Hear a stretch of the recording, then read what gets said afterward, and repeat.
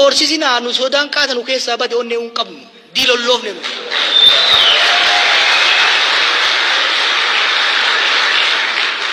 ajjeesuu illee rakkitina ummanni kun akka cirrachaati hin dhumu jala jala wal horaa jira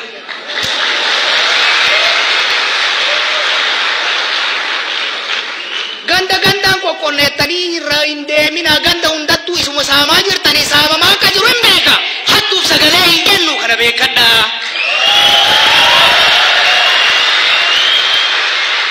wanni nu hundittuuf qopheessuu qabnu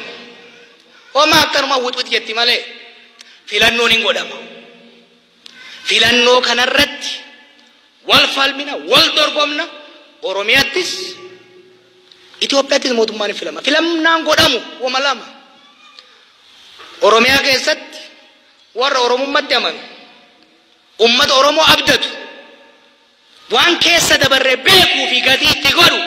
gara tokko warra ummata kabajaan qabne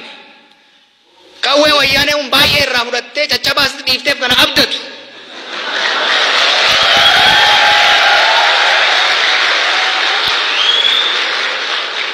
warra obboleeyyan fi orrutti gadi baasuu didee ollarra jigii kanatu kana jidduutti godhamti sadarkaa Itoophiyaatti warra sabaaf sablammoonni wal qixxummaadha qe'ee rabbi isaanii kenna irratti kakabsoof aarsaa guddaadhaan deebisanii ijaaratan irratti Oromoon Oromiyaa irratti Somaaleen Somaalee irratti Affaar Affaar irratti Sidaamni Sidaama irratti Amaarri Amaara irratti mootummaa isaa ta'u filate seera isaa ta'u tumate imaammataaf tarsiimoo isaa ta'u bocate guutuu guututti total full self rule akka naannootti tokko sadarkaa federaalaatti